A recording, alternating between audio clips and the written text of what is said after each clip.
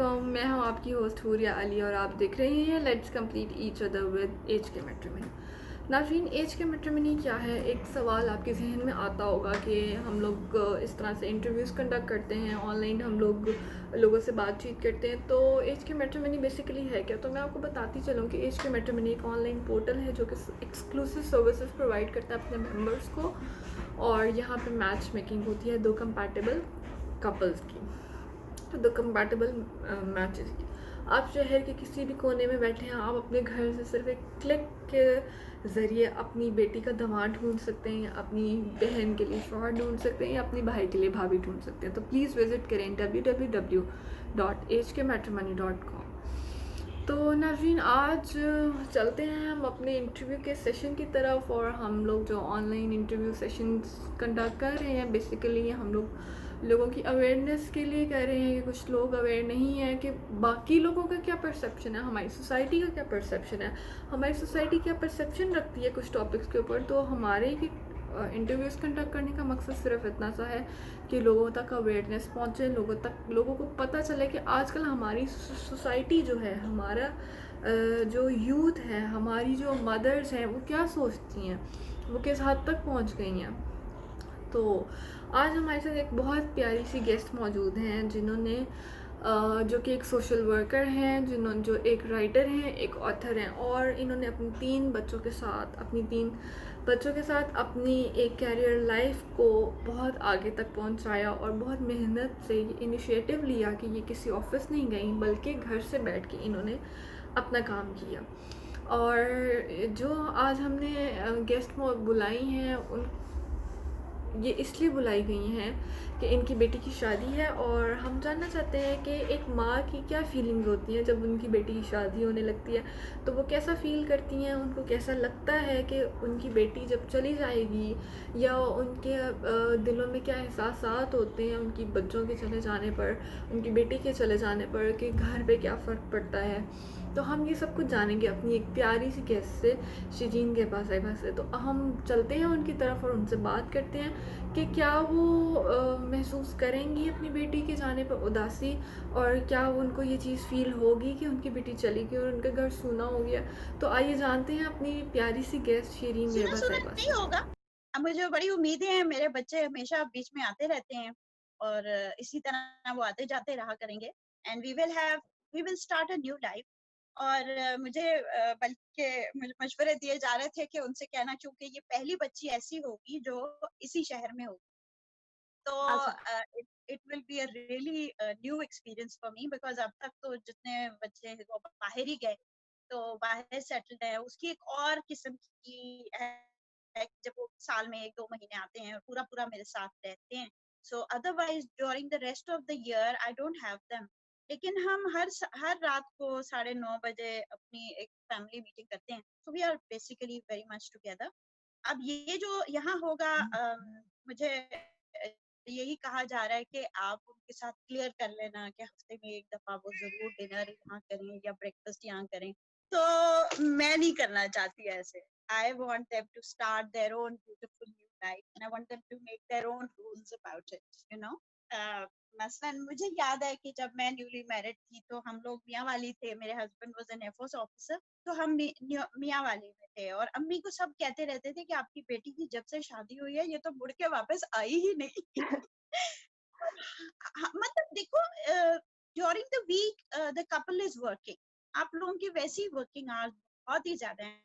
हमारे तो चलो 2 बजे 3 बजे मियाँ आ जाता था, 4 बजे आ जाता, लेकिन खैर वो गया हुआ भी 6 बजे होता था सुबह। So anyhow the thing is कि let the couple start their new life without any outside you know demands on them. उनकी अपनी एक नई जिंदगी हो। आप हमेशा चाहते हो जब आप पेरेंट्स के घर में होते हो तो फिर आपको कुछ रूल्स अच्छे नहीं लगते, कोई चीजें आप चाहते हो कि हाँ जब मेरा घर होगा तो मैं ऐसे करूंगी। I want them to be able to have a life the way they want it. तो फिर बीच में मैं, हाँ, I am always there for them. जब उनका दिल होगा तो वो जरूर आ जाएं और हम लोग मिलके पिकनिक्स पे भी जा सकते हैं, जगहों पे भी जा सकते हैं, सब कुछ कर सकते हैं। लेकिन एक चीज की जबरदस्ती हो तो वो मुझे नहीं पसंद। जैसे हम दोनों का बड़ा फेवरेट एक शो है गिलमोर गर्ल्स, पता नहीं कुछ लोगों ने देखा है, तो वो हमने सारे सीजन देखे, बहुत हमने एंजॉय किया। तो उसमें यही होता था कि लॉरेलाई की मदर ने उनके साथ किया हुआ था कि हर फ्राइडे नाइट डिनर हमारे साथ करना है आपने, चाहे कुछ भी हो जाए। तो वो कितना they hate going there. Mother daughter का दिल ही नहीं चाह रहा होता जाने पर। तो मैं चाहती हूँ कि मेरे बच्चे मेरे घर खुशी खुशी आए जब उनका दिल चाहे, और जब वो बिजी हों तो it's all right. I don't want to impose anything on them, you no.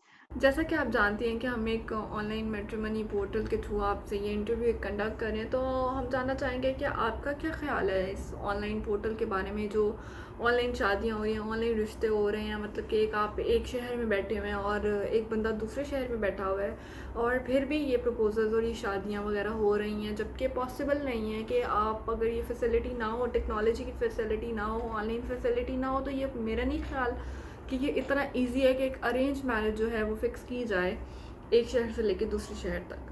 तो बहुत कम चांसेस होते हैं कि अगर आपका कोई रिश्तेदार है या कोई है तो आपका दूसरे शहर में रिश्ता हो गया, लेकिन उसके अलावा पॉसिबिलिटी होती है कि आप अपने नेबर्स तक की, या आपकी जहाँ तक अप्रोच है आप वहाँ तक ही अपना रिश्ता वगैरह करते हैं। तो आपका क्या ख्याल है कि ऑनलाइन पोर्टल जो है ये किस तरह से फ़ायदेमंद है, या किस तरह से इसके फ़ायदे उठाए जा सकते हैं, या क्या ये फ़ायदेमंद है या नहीं?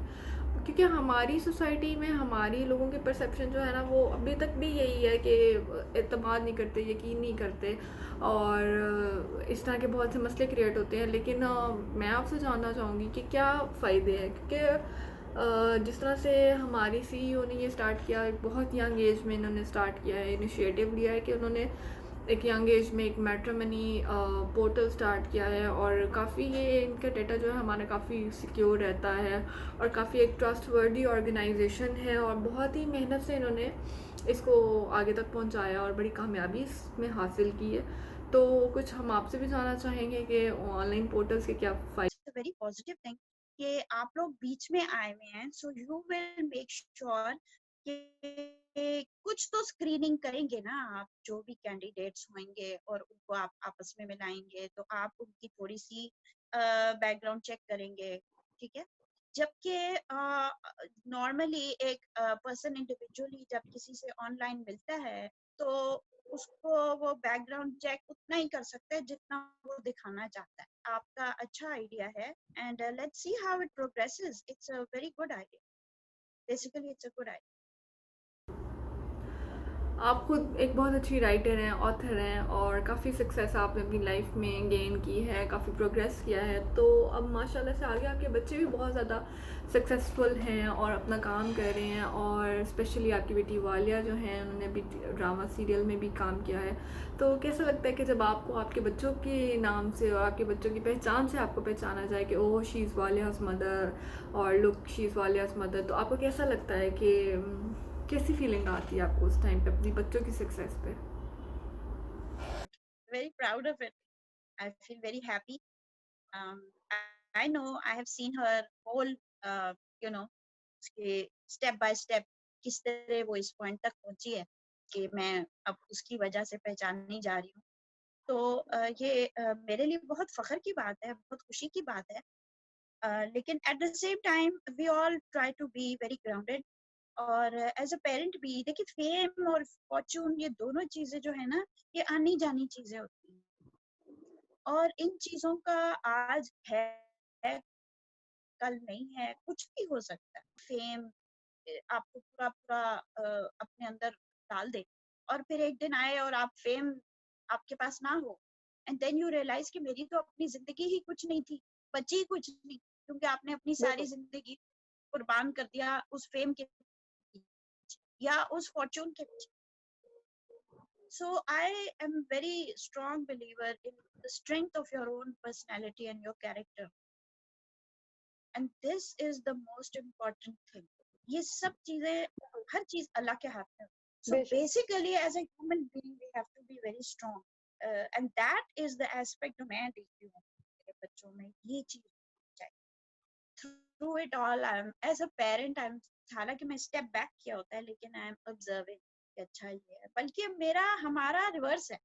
मेरे बच्चे मेरे लिए लुक आउट कर रहे होते हैं। बीइंग अ मदर ऑफ 3, आप क्या मैसेज देना चाहेंगी बाकी भी मदर्स को, और related to their daughters, related to their son, related to their children?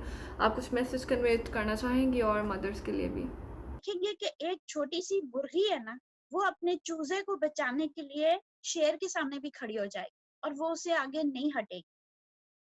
तो ये वो वाली इंस्टिंक्ट है।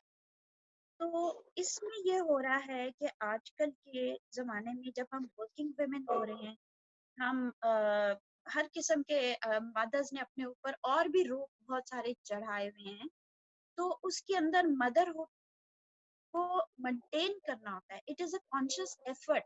और ये चीज़ भी मैंने इस पे भी एक ब्लॉग लिखा है कि are your children orphans? Are your children becoming orphans? कि देखिए ऑर्फन जो होता है ना, उसको भी खाने को खाना मिलता है, रहने को जगह मिलती है, लोगों के साथ रहने का भी होता है, उसको एजुकेशन भी मिल रही है, उसको सब कुछ मिल रहा है।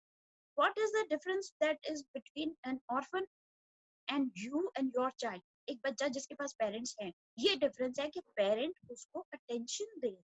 अगर हमने अपनी एज अ पेरेंट हमने आदर, so my message would be give your child your attention, not all the time but definitely most of the time attention दें और आई कांटेक्ट से आप बात करें बच्चों के साथ। आई थिंक बेसिकली आजकल की जो जरूरत है ना, कि आप स्क्रीन को देख रहे हैं और बच्चे को कह रहे जाओ जाओ खाना खाओ, ये करो, कपड़े बदल के आओ, ये करो वो करो, you're not looking at the child। और बच्चा भी फिक्र ना करें, उसके हाथ में भी एक स्क्रीन है, वो भी उसके ऊपर लगा हुआ है और मामा को कह रहे हैं हाँ ठीक है। ये रिलेशनशिप जो है ना, इस तरह नहीं बनता। थोड़ी देर आप बर्दाश्त करें, लेकिन उसके बाद आपने भी एज एन एग्जाम्पल उसको छोड़ना है, उस स्क्रीन को, और बच्चे से भी हटाना है। तो दिस इज एन इंटरवेंशन जो इस रिलेशनशिप के बीच में आती है। तो जो जो चीज आपके इस रिलेशनशिप के बीच में आती है, उसको आपने कंट्रोल करना। मैं I would really like to give an example of a girl, her name is Amna. मैं टोरंटो से इस्लामाबाद फ्लाइट पे थी, 15 घंटे की फ्लाइट थी, और वो एक मदर और चाइल्ड, 2 घंटे, 2 साल का बच्चा था, वो दोनों मेरे साथ बैठे हुए थे। और I really admire that girl so much कि उसने एक बैग बच्चे के लिए रखा हुआ था, उसमें उसकी फेवरेट टॉयज, उसकी फेवरेट एक्टिविटीज, वो सब कुछ रखी हुई। आप यकीन करें, 15 घंटे की फ्लाइट में उस बच्चे ने जरा तंग नहीं किया। मतलब इट्स अननेचुरल अगर आप कहो कि बच्चा नहीं, स्टिफ करके बैठे रहो, खबरदार हिलो नहीं, दैट्स अननेचुरल। हिले जुले लेकिन एक एक्टिविटी बेशक करे, आइल्स में चले, सब कुछ।